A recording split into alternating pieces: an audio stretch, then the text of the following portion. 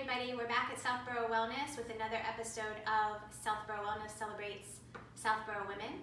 And I think this is the first time I've ever been a little nervous about doing an interview. I have just an absolutely amazing and spectacular woman with us today. Her name is Kristine Shifrin. I just admire you so much and your family. And we're going to talk to Kristine a little bit about what she's doing in the community with her work. But we're also going to talk about her family and what's going on there too. So I'm sure many of you already know her and a lot of her story, but we're going to let her share what she would like to share, and I hope you all get a lot from it. So, Kristine, thank you for having me. I'm so happy to be coming. here and honored that you chose me. Oh my gosh, it's an honor to have you here. So thank you for taking the time, because I know life is hectic for you. Tell us first how long you've been in Southboro. You grew up here, right? So I grew up in Southboro, so I've essentially been here 47 years. I'm not afraid to say my age out loud. You know, I did a short stint when I met my husband in Townsend in college. Of course, I went away, but yeah, I love Southboro so much, and I can't think of anywhere else I'd want to live. And you came back. So did you meet Brian in college? So no, funny story.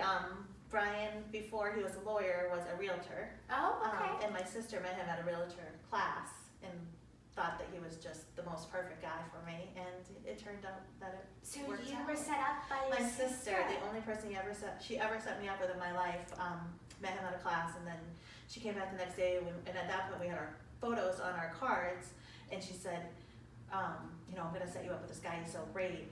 And she got to class the second day, and he wasn't there, and she said, oh my gosh, this is terrible. And of course, you know, 45 minutes late, which is so Brian, he comes in with a big smile, and she said, are you single? And then the rest is sort of history. Wow. So she really had a good inclination on that one, and it worked out. That's amazing. And is he from New England too, or did he end up here because of? He grew up in Townsend, which is about 45 minutes away, sort of on the New Hampshire border. I see. Okay, so you worked your way back to your town eventually? I did. Awesome, and we're glad you're here. I'm so happy to be here. Tell us what you do, what you do for work, what you're doing right now. So I've been a realtor for 20 years, I can't believe it. Started in 1998, so I've seen a lot of ups and downs in the market.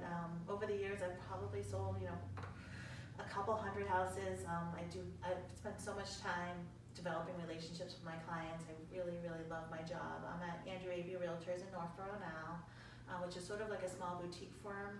And you know, there's about 8 agents there, and it's all super motivated, experienced brokers, and it's really truly like a family. That's awesome. So it's in Northborough, and it's Andrew A.B. Realtors. Okay, all right. So how did you get into that, and why do you tell it? It sounds like you love it because you're making personal connections, but tell us a little bit more about why you love what you do and how you got into it. So my background is in teaching and psychology, actually. Oh. So I spent a lot of years after college working at McLean Hospital, sort of doing, you know, psychiatric work on their inpatient wards, and I also taught adult basic ed at night. I helped people get their GEDs, which I actually really loved as well. And it was a natural transition. I was working a ton of hours. My sister was in real estate at the time. And she said, you know, why don't you try this with me? And I was like a jack of all trades at that point. So I was like, you know, I'm going to give it a shot. And we were the Sisters of Sold in Southboro. Oh, that's awesome. In the late 90s and early 2000s. So we had quite a team going at that time. And then that's really where I started. She retired early, but I've stuck with it, and I really, really love it. And what I love the most is meeting families. And sort of my background helps because it's sort of a really stressful time in people's lives when they're buying houses.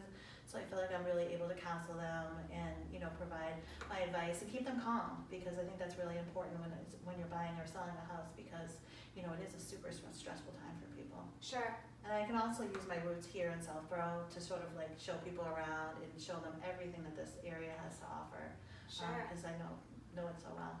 Yeah, you of all people would know it really well, and you are very calming. I think that up from you, so that would be good, because I know when we bought homes, it is very stressful. It's super stressful. Yeah. So you guys will be getting links, if it's okay with you, to how they can reach you if they're interested in the real estate and your work.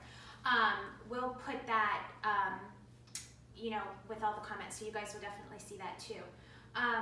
Tell us a little bit, if you're okay with it. I mean, I think most people in town know what's going on with you and your family, with Brian, but do you want to share with us maybe anything that's coming up from a fundraiser standpoint, or any ways that we can support you or support. For those of you that don't know, Kristine's husband Brian has ALS, and when was he diagnosed? So he was diagnosed just over 2 years ago Okay. at 41. So we're about just over 2 years in now. There's been a lot of changes. Pretty much everything's changed in our lives. Some for the better, some, and it's definitely been some hard transitions. So at this point, Brian's essentially home. He had to close his law firm at the end of last year. We have full-time caregivers that are with him about 12 hours of the day because he needs help with essentially everything. He's lost his ability to walk, to talk, and to do basically all of his personal care and moving around the house and such. So he has an electric wheelchair. We've modified our house at this point. We have a wheelchair ramp, a wheelchair van, and so many people have helped us get here. So at this point, we're sort of at a, he likes to be home. Mm-hmm. He's always liked to be home, and I always say, we kind of joke about that, and I say like, oh my gosh, like, you've always been a guy that could watch, 15 hours of TV and not a man of a lot of words. So, like, as terrible it is, like, you still have to find humor, and, we have kids at home, so we have a very normal life, which is just what we try to keep it. Mm-hmm. This town has been incredible to us. I mean, honestly, like, I can't think of too many things that we haven't been able to reach out to the community for, and people are so gracious. We do have a page that is on lots of helping hands where people can sign up and help us with meals or rides with the kids, or jobs around the house that we might need help with. But I can't say enough about this community of Southboro. I mean, truly, like, friends like you and all the other people here have just wrapped their arms around our family in this awful time of need. I can tell you, I mean, you obviously grew up here. You've been here way longer than me. I've only been in Southboro, I think, 8 years. And I've always thought that Southboro was a great town from the time I've moved here, but I have never been more proud of the town and the community than watching what's gone on with you and your family. I mean, the love and the support, it's incredible. And it really does sustain us. I mean, this is such a devastating, humiliating disease. And what the love that's been shown to us, and the help in anything that we ask for, or don't even sometimes know what we need, and it shows up at our doorstep. It's not a disease. It's too big for our family to do alone. It really is, or any family out there, because it really takes everything. And strips you to a place that you're sort of uncomfortable, but you're more aware of what is truly important. And that's like an incredible lesson that we've learned, that all these years that you spend trying to get things and get to different places and get more things, that when I look at Brian now, all he wants is to be in his bed with his family. And that's really what's important, is your family, and having friends around you, and building relationships with people so that you can have a network of support when you might need them. Because you never know. Yeah, you never know. You never know what's coming down the road that could happen to, gosh, you could get hit by a car tomorrow. Not you specifically, but anyone. But it's a shame that the struggles and the hard things are the things that often teach us what really is important. It truly is. Yeah, that's a hard lesson, but such a beautiful lesson too. Could you maybe, and I'm asking this question a bit for myself too, but and maybe this isn't a great question to ask, so we can pass by it if you'd like, but I feel like maybe it would be good to let people know, for you or for your kids, when they see you out and about, how to approach you, or not even approach, but what is best for you when talking to you? Do you not want people to ask how Brian is? Do you get sick of hearing about that? Is it hard for you to hear? Do you, like, what can we do to support you best? Does that make sense? It's a great question, and I think people, and I have in the past, you just don't know, people want to help, but they don't really know what to do. I mean, I never get tired of talking about Brian. I love him. I do tend to be a little bit less forthcoming if my kids are around, because if I'm at picking up my daughter, or at a sporting event with my son, it's a little, I try to just be in that moment with them, rather than, you know, talking about sort of like bad things. So it's sort of uncomfortable if my kids are around. Yeah. But anytime, anyway, you know, I mean, I'm very approachable as far as like, and I love, you know, people to come up and ask about Brian. I know people care about Brian. I'm always happy to talk about it. It's a little bit easier if the kids aren't around. But I love, you know, when people reach out by card or text or, you know, and if I don't get back right away, I always do make sure that I do try to get back to everyone that reaches out. Okay, that's Does great. that make sense? It makes total sense, and that's why I asked, because you know, I've had instances with you, and I don't get to see you that often, obviously, but I think, you know, does she just want to talk about light things maybe and have a chance to just, do you know, it's I do know. there's kind of that space, and I'm glad you mentioned that, because I think, you know, you always want to say and do the right thing, anybody, and maybe people don't think about, well, when the kid's around, maybe not ask those questions. Right, and So- I do, and like, and they know. I mean, it's their dad. But you know? obviously. But I also think it's so important for them to be kids. Sure. And you know, as far as, you know, I think the hardest question for people is to know what to do, and I've sort of learned this in such a crazy way because I've always done the same thing and be like, well, if you need anything, what can I do? I don't know on any given day, like what we need.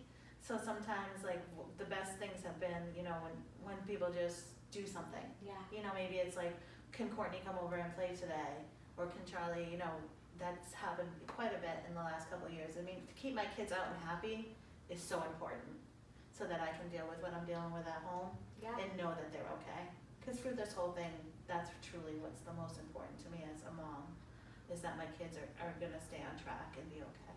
Yeah. Wow, that's really good advice. Because that's the first thing I would ask too is, what can I do? Or let me know if you need something. Well, that's a loaded question.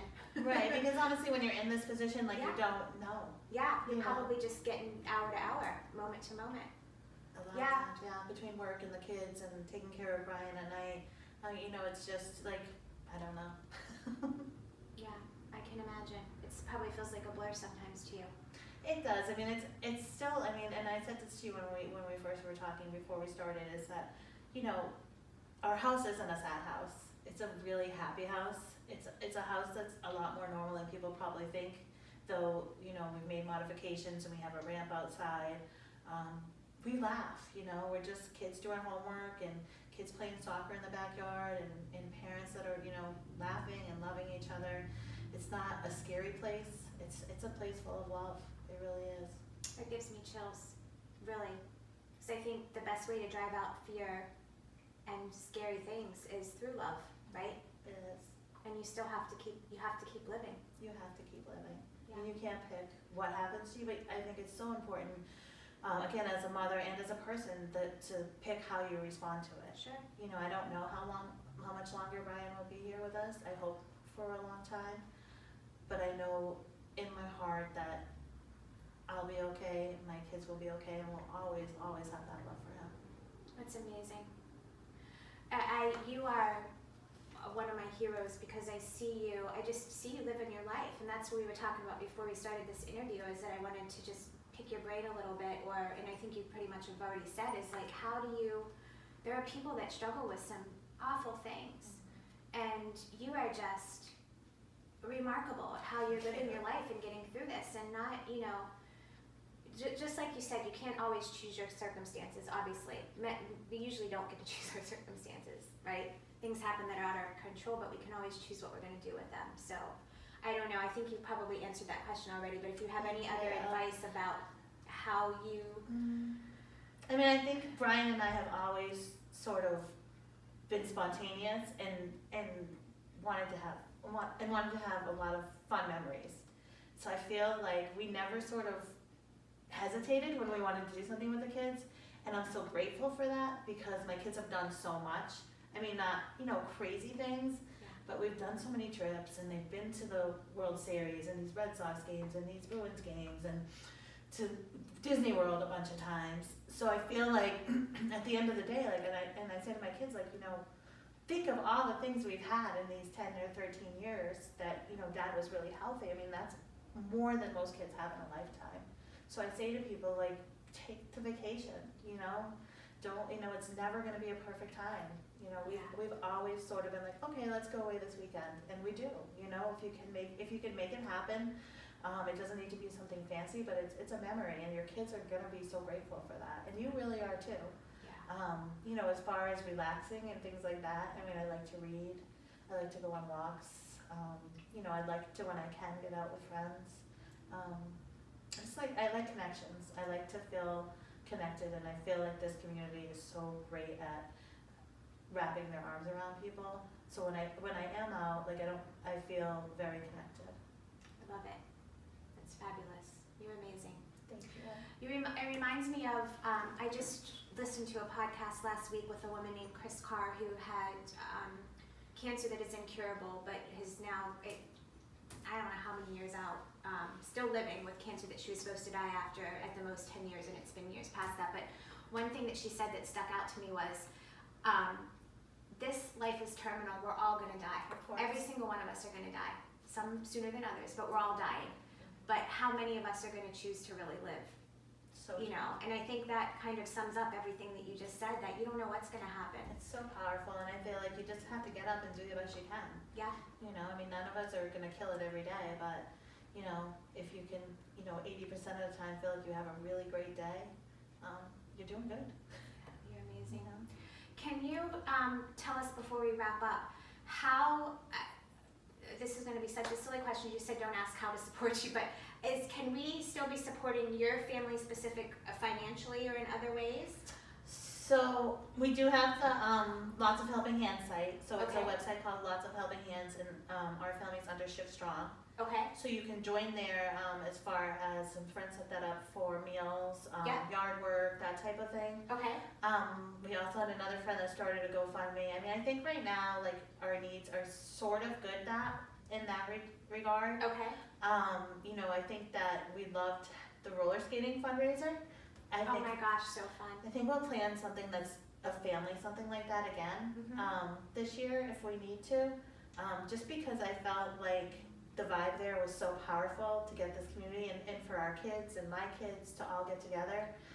The feedback was so strong. So I mean, I guess I would look for an event like that. Okay, Saturday the 27th, we have an awesome teacher, Tim Delicio, that is running the Falmouth Road Race for Brian. okay. So he has reserved the transfer station for a car wash and bake sale. Okay, So if we have any bakers or washers, we would love the help. So I mean, that's the upcoming event, Okay. July 27th, which is Charlie's 13th birthday. okay. So we're hoping Oh, to that's get, exciting. So that's not race day, that's the day to that's go a to the- fundraising day. for the race, and that's at the dump in Southboro. At the dump in Southboro, July 27th, they'll be there most of the day, 10 Okay. a.m. So, you know, bake sale, car wash, just fun.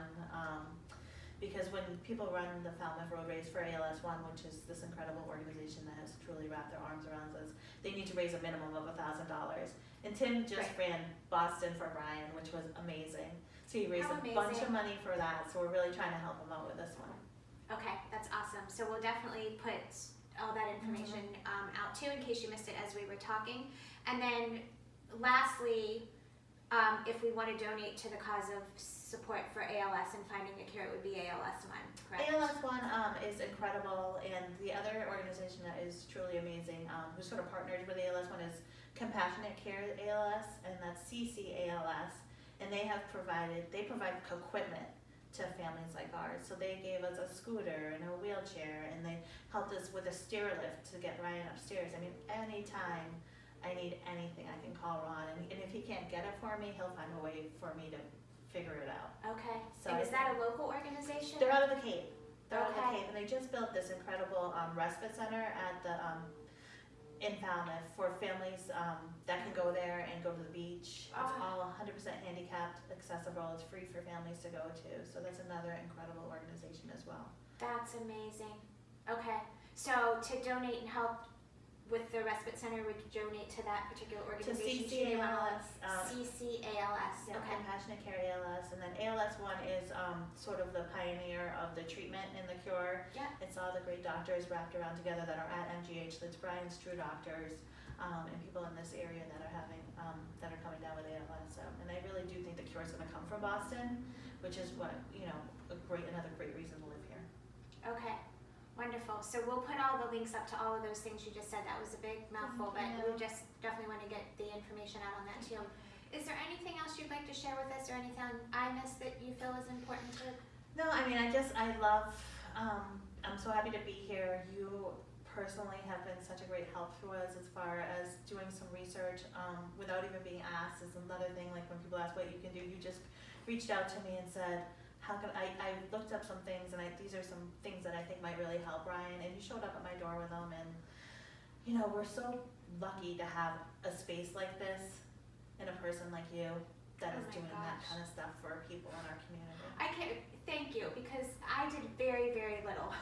For us, But- it was a lot. But I appreciate you That's saying something that. that will never and- be forgotten. Oh my gosh, Kristine, you're the sweetest. You're the sweetest. I can't get over you. Thank you. So, when you see Kristine, give her a hug. Do you like hugs? I should have asked that first. She likes hugs. Thank you for tuning in. And thank you. You're amazing. Thank you. Your Thanks for family's having me. amazing. Have a great day, everybody.